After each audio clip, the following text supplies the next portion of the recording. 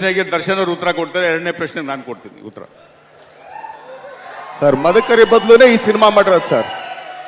ಏನಕ್ಕೆ ಅಂತಂದ್ರೆ ಅದು ಮಾಡ್ತಾ ಇದ್ವಿ, ಯಾಕೋ ನಮ್ಗೆ ಅದು ಗ್ರಿಪ್ಪಿಗೆ ಸಿಗ್ಲಿಲ್ಲ ಸರ್. ಬೇಜಾರು ಮಾಡ್ಕೋಬೇಡ್ರಿ, ಯಾಕಂದ್ರೆ ಒಂದು ಲೆಜೆಂಡ್ರಿ ಮಾಡಬೇಕಾದ್ರೆ ನಿಮ್ಗೆ ಗ್ರಿಪ್ ಸಿಕ್ತಾಗಲೇ ಆ ಸಿನಿಮಾ ಮಾಡೋಕ್ಕಾಗೋದು.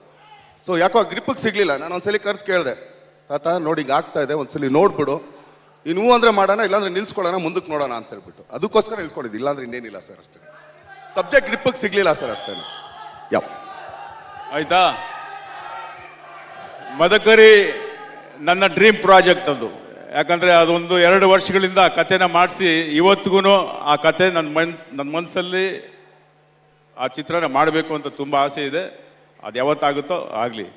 ಎರಡನೇ ಪ್ರಶ್ನೆ, ನೀವು ಕಲೆಕ್ಷನ್ ಎಷ್ಟಾಗಿದೆ ಅಂತ ನೀವೇ ಹೇಳ್ತಿದ್ರಲ್ಲ ಮಾಧ್ಯಮದಲ್ಲಿ, ಮಿಕ್ಕದ ಎಲ್ಲ ಸೋಷಿಯಲ್ ಮೀಡಿಯಾ ಪತ್ರಿಕೆಗಳ 216 ಕೋಟಿ 316 ಕೋಟಿ ಅಂತ ಹೇಳ್ತಾ ಇದ್ರಲ್ವ. ಅದಕ್ಕೋಸ್ಕರ ನೀವೆಲ್ಲ ಮಾಡಿದ್ದಂಥ ಒಂದು ನಂಬರ್ಸ್ ಸ್ಟೇಟ್ಮೆಂಟ್ಗೆ ನಂಬರ್ ಗೇಮ್ ಅಂತ ಏನಿದೆ, ಅದಕ್ಕೆ ನನಗೆ 4 ನೋಟಿಸ್ ಬಂದಿದೆ.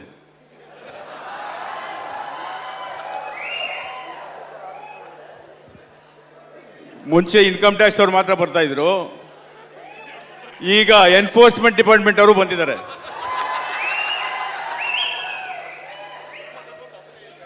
ನಾನೇನು ಮಾಡಿದೆ ಗೊತ್ತಾ? ಅದಕ್ಕೆ ಯಾರ್ಯಾರು ಈ ಥರ ನಂಬರ್ಸ್ ಕೊಟ್ಟಿದ್ದಾರೆ ಅವ್ರದ್ದು ಲಿಂಕು ಮತ್ತು ಅವ್ರ ಫೋನ್ ನಂಬರ್ಸ್ ಎಲ್ಲ ಅವರಿಗೆ ಕೊಟ್ಟಿದ್ದೀನಿ.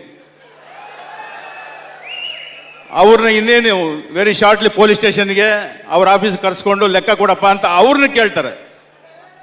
ನಾನು ಕೊಡೋ ಲೆಕ್ಕ ನಾನು ಕೊಡ್ತೀನಿ.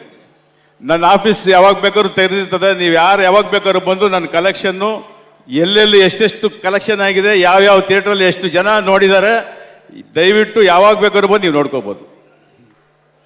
ಸಂತೋಷವಾಗುತ್ತೆ ನನಗೆ. ಓಕೆನಾ? Thank you.